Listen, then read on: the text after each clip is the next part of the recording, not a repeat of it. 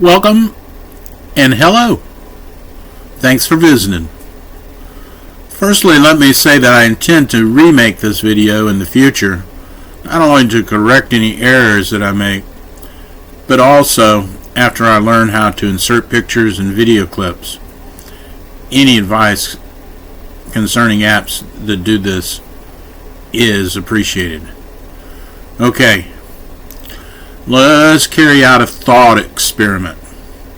Don't be afraid to let your mind go and just imagine for a while. With the exception of allowing our group consciousness to complete this trip, the laws of nature shall apply. For just a short time, let's pretend that we are completing the end of a long journey to the center of a black hole to see what we can see. For simplicity's sake, we will say that we are heading toward the black hole's equator within its ecliptic plane. In another experiment in the future, we can look at what happens when we approach a black hole from a different angle. So this is a special trip. In the future, we'll do a more general one. If it looks like I'm reading from a script, that's because I am. I will try to make this more interesting with hand movements and facial expressions. In other words, we're entering the accretion disk's outer edge, dead on, heading directly towards the black hole Singularity. As we get closer to the event horizon, we can see that particle density of our environment within the accretion disk is increasing. Other groups of both organic and inorganic matter are also moving in various directions with a density gradient towards the black hole. There is a slight increase in temperature when we enter, and a slight slowing of time. Even space is now exhibiting a measure of momentum manifested in frame dragging, or as frame dragging.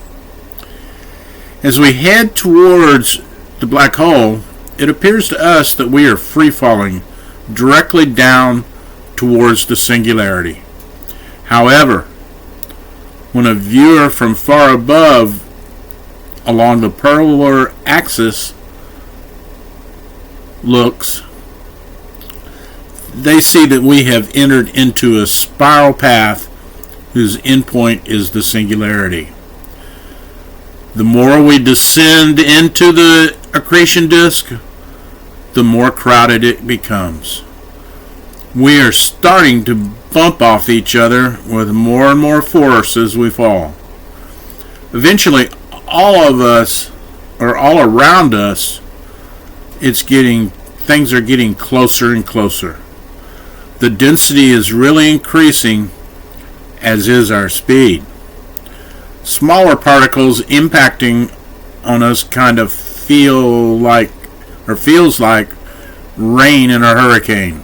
It stings. The temperature is rising rapidly as time slows, and small particles continue to impact our bodies. A boulder hits one of our group.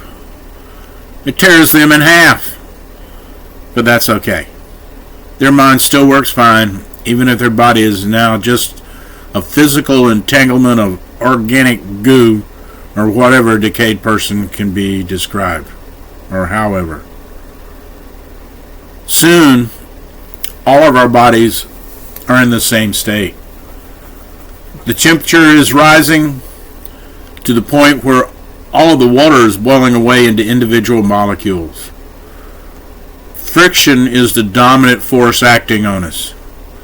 We see that things are getting hotter and hotter as we see larger molecules broken down into smaller molecules with energy being released at higher and higher magnitudes. From our point of view, we are still falling straight downward. at the increasing speed in free fall, while the polar observer can see us following a spiral path. It's getting really, really hot, and time is creeping more slowly along. Soon we can see that all the chemical compounds have been ground down into individual elementary particles. Soon we can see elements being ground down into their individual protons, neutrons, neutrinos, and electrons. The accretion disk has become a nuclear mortar and pestle.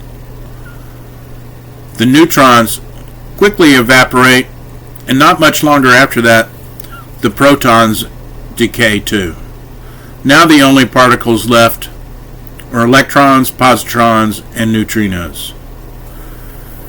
As the temperature reaches the Planck temperature, even these remaining particles annihilate or decay into their constituent gamma rays and neutrinos. Time has stopped. Speed has reached the speed of light.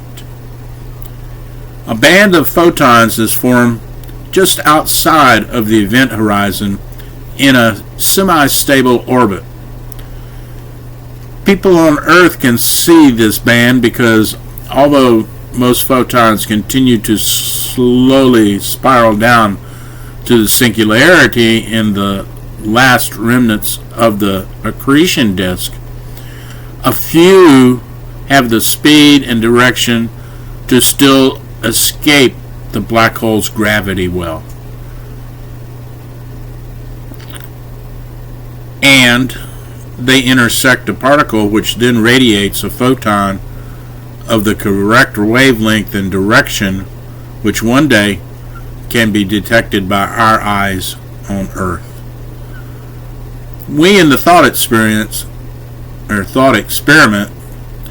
see nothing, since photons are actually invisible unless they collide with a particle, and the particle radiates new photons in a wavelength that we can see. And since no particles now exist near us, everything is black, even though we are surrounded by innumerable photons. Well, in this thought experience, we are now photons traveling on a curved path as the radius of the spiral continues to decrease. Tighter and tighter we turn to the increasing restraint of gravity until the radius reaches 1 Planck length. Congratulations, my friend. We're now at the singularity. And what have you seen? All of the photons that crossed, or will cross the event horizon are arriving too. By the time they had reached the singularity, through resonance, they are all in phase and combined into one photon, an immense force, whose curvature is constrained by the force of gravity. It is constrained into an elliptical shape. At one point in this ellipse, the electrical component of a photon resides, and on the opposite side resides the magnetic component of the single photon that is the singularity. Now you can say that you've participated in a thought experience, a thought experiment. Let me say in closing that this is purely conjecture, although the laws of nature have been conserved. Who knows? It could be correct. If you have questions, support, or disagreement, that's why the comment section below exists. I wish you the best. See you on our next trip.